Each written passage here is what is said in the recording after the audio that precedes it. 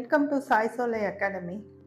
இன்னைக்கு வீடியோவில் என்ன பார்க்க போகிறோன்னு பார்த்தீங்கன்னா, overthinking triggers and effects. Over திங்கிங்னா என்ன, அது எதனால் ஏற்படுது, அதோட விளைவுகள் என்ன, அதை எப்படி நம்ம தவிர்க்கலாம், இதை பற்றி தான் நம்ம இந்த வீடியோவில் பார்க்க போகிறோம். ஓவர் திங்கிங்னா என்னன்னு பார்த்தீங்கன்னா, ஃபஸ்ட்டு அதிகப்படியான சிந்தனை, thinking too much about something. ஒரு விஷயத்தை பற்றி ரொம்ப அதிகமாக யோசிச்சுட்டே இருக்கிறது, திரும்ப திரும்ப திரும்ப அது யோசிச்சுட்டே இருக்கிறதால ஏதோ ஒரு மன அழுத்தம் அதிகமாகிடுறது. அது என்ன ஆகும் பார்த்தீங்கன்னா, நமக்கு ஒரு கிளாரிட்டி கிடைக்காது. நம்ம அது சார்ந்த அந்த பிரச்சனைக்கு நம்ம ஏதாவது முடிவு எடுக்கணும்னு நினைக்கிறப்ப நமக்கு கிளாரிட்டி கிடைக்காது. ஸோ அப்போ திரும்ப திரும்ப ஒரு சில விஷயங்களை நம்ம யோசிச்சுட்டே இருக்கிறப்ப, அது ஒரு கடந்த கால விஷயமா இருக்கலாம், நம்ம எப்பயோ செஞ்ச ஒரு சின்ன சின்ன தவறுகளாக கூட இருக்கலாம். அதை பற்றியே திரும்ப யோசிக்கிறப்ப நமக்கு ஒரு குழப்பமான மனநிலையை தான் கொடுக்குமே தவிர, அதை நமக்கு ஃபோக்கஸ்டாக ஒரு தெளிவான டிசிஷனை எடுக்க விடாது. உதாரணத்துக்கு சொல்லணும்னா, நீங்கள் ஒரு ஸ்டூடெண்ட்டாக இருந்தீங்கன்னா ஒரு மார்க் ஏதோ ஒரு சப்ஜெக்டில் குறைஞ்சிடலாம் இருந்துட்டு, அதோட மன அழுத்தம், பயம், அதை எப்படி வீட்டில் சொல்கிறதுன்ற பயம், இல்லை அது சார்ந்து அது போயிடுச்சுன்னா நமக்கு இன்டர்னல் மார்க் குறைஞ்சிரும், இது போயிடுச்சுன்னா அடுத்து போர்டு எக்ஸாமில் மார்க் குறைஞ்சிரும், அது என்ன ஆகுறது, இது என்ன ஆகுறதுன்ற மாதிரி பல விஷயங்களை ஒன்றா போட்டு நம்ம ரொம்ப கன்ஃபியூஸ் பண்ணிக்கிறது. இதுதான் ஓவர் திங்கிங், ரொம்ப சிம்பிளான முறையில் சொல்கிறது. அடுத்து causes of over thinking. Causes of over திங்கிங்ல என்னன்னு பார்த்தீங்கன்னா, ஸ்ட்ரெஸ் அண்ட் ஆன்சைட்டி, மன அழுத்தமும் பயங்களும். நம்ம ஏற்கனவே சொன்ன மாதிரி தான், ஒன்று வருங்காலத்தின பற்றின பயம், இல்லை கடந்த கால நினைவுகள் பற்றின பயம். ஏதோ ஒரு தாட் நம்மளை திரும்ப திரும்ப திரும்ப டிஸ்டர்ப் பண்ணிகிட்டே இருக்கிறது. அதை நம்மளால அந்த தாட் பேட்டர்னை மாற்ற முடியாமே இருக்கிறது. இதுதான் ஸ்ட்ரெஸ் அண்ட் ஆன்சைட்டி. அந்த ஒரு சின்ன விஷயம் உங்களுக்கு உங்களோட வாழ்க்கையில ரொம்ப நீங்க சின்னதா இருக்கிறப்ப நடந்ததா இருக்கலாம், ஏதோ ஒரு நிகழ்வு இருக்கலாம், அது உங்க மைண்டை டிஸ்டர்ப் பண்ணிட்டே இருக்கிறது. இதுதான் மன அழுத்தத்தை கொடுக்கறது, அதிகமா பயந்துட்டே இருக்கிறதால. அடுத்தது என்னன்னு பாத்தீங்கன்னா, அன்சர்டனிட்டி. எதிர்பாராம ஒரு சில விஷயங்கள் எல்லாரோட வாழ்க்கையிலயும் இருக்கும். ஸோ அந்த எதிர்பாராத விஷயங்கள் நடக்கிறப்ப என்ன ஆகும் பார்த்தீங்கன்னா, நம்ம அது சார்ந்து நம்ம அதை அன்எக்ஸ்பெக்டடாக அது எப்படி எதிர்கொள்ளன்னு தெரியாது. ப்ளஸ் அதுக்கு நம்ம என்ன முடிவு எடுக்கணுன்றத நம்ம ரொம்ப தடுமாறிடுவோம் நிறைய தருணங்கள். இது எல்லா வயதினருக்குமே இந்த இது அன்சர்டனிட்டி பொருந்தும். இதுக்கு ஒரு சின்ன உதாரணம் சொல்லணும்னு பார்த்தீங்கன்னா, ஒரு மிஸ்ஸிங் பஸ்.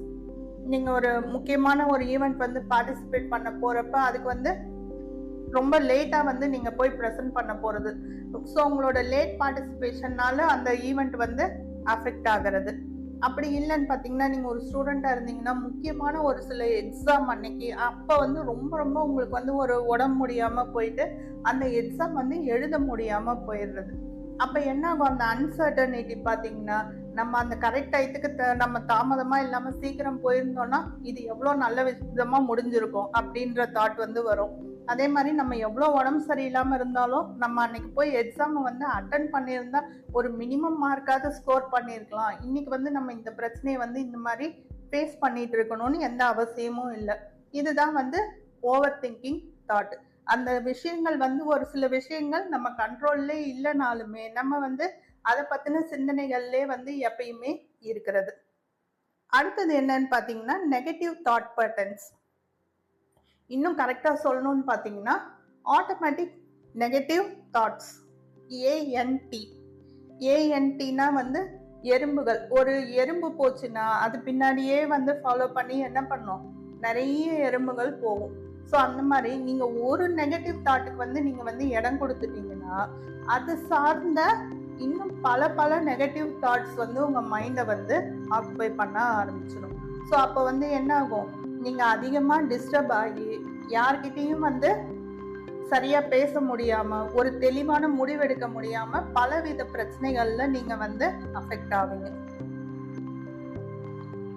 அடுத்து effects of over thinking. First இதில் அஃபெக்ட் ஆகிறது என்னன்னு பார்த்தீங்கன்னா, உங்களோட மென்டல் ஹெல்த் அஃபெக்ட் ஆகும். ஸோ வந்து நீங்கள் வந்து தெளிவாக வந்து யோசிக்க முடியாமல் இருக்கலாம். எப்பயுமே வந்து ஏதோ ஒரு பயத்தில் வந்து இருந்துகிட்டே இருக்கலாம். அது வந்து உங்களுக்கு ஒரு மிகப்பெரிய ஒரு மனசில் ஒரு வருத்தத்தை வந்து உண்டு பண்ணும். அது வந்து மென்டல் ஹெல்த்தை தான் வந்து இந்த ஓவர் திங்கிங் ஃபஸ்ட்டு வந்து அஃபெக்ட் பண்ணும். ஸோ அப்போ மென்டல் ஹெல்த் அஃபெக்ட் ஆனால் அடுத்து என்ன ஆகும் பார்த்தீங்கன்னா, ஸ்லீப் ரிலேட்டட் ப்ராப்ளம்ஸ், உங்களுக்கு வந்து தூக்கம் சார்ந்த பிரச்சனைகள் வந்து இருக்கும். அதுதான் வந்து இன்சோம்னியான்னு சொல்லி சொல்கிறாங்க இப்போ ரீசெண்ட் டேஸில் வந்து. அடுத்து பார்த்தீங்கன்னா ரெடியூஸ்டு ப்ரொடக்டிவிட்டி, உங்களோட ஒரு நாளோட வந்து எஃபெக்டிவ்னஸோ செயல்திறனோ எல்லாமே குறைஞ்சி நீங்கள் யூஸ்வலாக வந்து ஒரு ஒர்க்கு, அது உங்களோட ரெகுலர் ஒர்க்காகவே இருக்கும். நீங்கள் படிக்கிறதாகட்டும், இல்லை வந்து நீங்கள் வேலைக்கு போகிறவங்களா இருந்தீங்கன்னா உங்களோட ஒர்க் ஸ்பேஸில் நீங்கள் வந்து ரொம்ப என்துவாக நிறைய வேலை பார்த்துட்டே இருந்திருப்பீங்க. திடீர்னு பார்த்தீங்கன்னா உங்களோட எஃபெக்டிவ்னஸோ ஒரு ப்ரொடக்டிவிட்டியோ எல்லாமே வந்து குறைஞ்சி போயிடும். இதை வந்து நிறைய பேர் வந்து நோட்டீஸ் பண்ணி உங்ககிட்ட சொல்கிற அளவில் வந்து அது மாறிடும். அதுதான் வந்து ரெடியூஸ்டு ப்ரொடக்டிவிட்டி. அடுத்தது என்னன்னு பார்த்தீங்கன்னா, இன்னும் ஒரு சில விஷயங்கள் அஃபெக்ட் ஆகுறப்ப நமக்கு ரொம்ப வந்து ஹெட்ஏக்ஸ் வந்து இருக்கலாம், இல்லை வேற ரொம்ப டயர்ட்னஸாக எதுலேயுமே கவனம் இல்லாமல் இருக்கிறது. அடுத்து லாஸ்ட் பாயிண்ட் என்னன்னு பார்த்தீங்கன்னா ரிலேஷன்ஷிப் ஸ்ட்ரெஸ். ஒரு ஸ்டூடெண்ட்டாக இருந்தீங்கன்னா நீங்கள் ஒரு மார்க்ஸோ ஏதோ குறைஞ்சி போனது, அதை வந்து நீங்கள் வந்து வீட்டில் சொல்ல முடியாமல், இல்லை வேற ஏதோ விஷயங்கள் கூட வீட்டில் சொல்ல முடியாமல் அதை வந்து நீங்களாவே கான்ஸ்டண்ட்டாக கவலைப்பட்டுட்டே இருக்கிறது. ப்ளஸ் வந்து அதை வந்து வேற ஏதாவது இன்ட்ராக்டிவாக அதை கேட்க ட்ரை பண்ணுறப்ப உங்களோட சொல்ல முடியாத ஸ்ட்ரெஸ்ஸு தான் வந்து கோவமாக வந்து வெளிப்படுறது. இதுதான் வந்து சிம்பிளாக ரிலேஷன்ஷிப் ஸ்ட்ரெஸ். இதெல்லாம் தான் எஃபெக்ட்ஸ் ஆஃப் ஓவர் திங்கிங். சரி, எதனால் ஏற்படுதுன்னு பார்த்தாச்சு, அதோட எஃபெக்ட்ஸ் பார்த்தாச்சு. அதை எப்படி வந்து என்னென்ன ப்ராக்டிக்கல் ஸ்ட்ராட்டஜிஸ் பண்ணி நம்ம இதுலேருந்து வெளிவரலான்றதை பார்க்கலாம்.